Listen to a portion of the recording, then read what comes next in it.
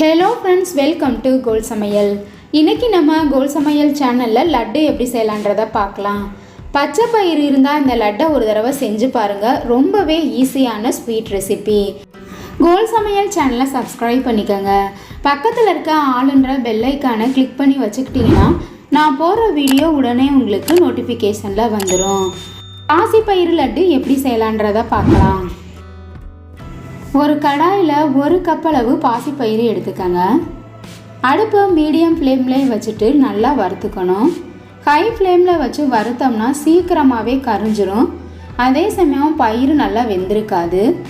இந்த மாதிரி மீடியம் ஃப்ளேம்லேயே வச்சு வறுத்தோம்னா பயிறு நல்லா முறுமுறுப்பாக இருக்கும். இந்த மாதிரி நல்லா கலர் மாறுற வரைக்கும் வறுத்துக்கணும். இப்போ சாப்பிட்டு பார்த்தோம்னா பயிறு நல்லா முறுமுறுன்னு இருக்கும்.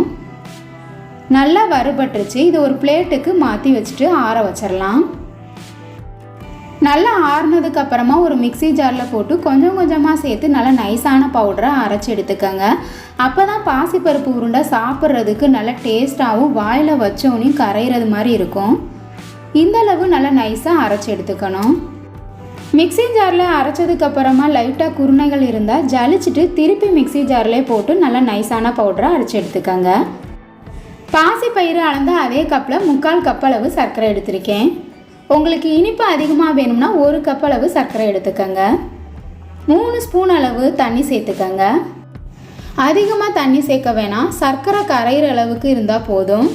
இப்போ நல்லா சூடுபடுத்திக்கணும் கரையிற வரைக்கும். இதுக்கு பதிலாக வெல்லம் கூட சேர்த்துக்கலாம்.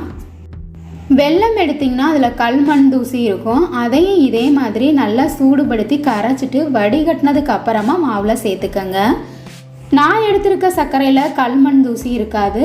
நல்லா கரைஞ்சதுக்கு அப்புறமா அப்படியே மாவில் சேர்த்துடலாம். இப்போ நல்லா கரைஞ்சிருச்சு. ஒரு கடாயில் முந்திரி பருப்பை வறுத்தெடுக்கிறதுக்காக 2 ஸ்பூன் அளவு நெய் சேர்த்துக்கங்க. நெய் நல்லா உருகுனதுக்கு அப்புறமா 1 கைப்பிடி அளவு முந்திரி பருப்பு சேர்த்துக்கணும். அடுப்பை மீடியம் ஃப்ளேம்லேயே வச்சுட்டு லைட்டாக கலர் மாறுற வரைக்கும் வறுத்துக்கோங்க. இப்போ வறுபட்டுருச்சு. இதை எடுத்து மாவில் ஊற்றிடணும். கரண்டியால் நல்லா இந்த மாதிரி கலந்து விட்டுருங்க. அடுத்ததாக நம்ம கரைச்சி வச்சுருக்க சர்க்கரை தண்ணியை கொஞ்சம் கொஞ்சமாக சேர்த்து நல்லா பிசைஞ்சுக்கணும். ஃப்ரெண்ட்ஸ், இந்த வீடியோ உங்களுக்கு பிடிச்சிருந்தா ஒரு லைக் கொடுங்க ஃப்ரெண்ட்ஸ். இந்த பாசிப்பருப்பு உருண்டைக்கு நெய் அதிகமாக சேர்த்து தான் செய்ய போகிறோம். அதனால் சர்க்கரை தண்ணி நான் கொஞ்சமாக தான் வச்சுருந்தேன். உங்களுக்கு நெய் பிடிக்காது அப்படின்னா சர்க்கரை தண்ணியை அதிகமாக வச்சுட்டு நெய்யோட அளவை குறைச்சிக்கோங்க. நெய்யை நல்லா உருக்கி 1/2 கப் அளவு எடுத்துக்கலாம். கொஞ்சம் கொஞ்சமாக நெய் சேர்த்து லட்டு பிடிக்கலாம். எந்தளவு உங்களுக்கு பெருசாவோ அல்லது சின்னதாவோ லட்டு வேணுமோ அதுக்கு தகுந்த மாதிரி உருட்டிக்கங்க. தீபாவளி ஸ்வீட் ரெசிபியான இந்த பாசிப்பருப்பு லட்டையும் ஒரு தடவை ட்ரை பண்ணி பாருங்கள்.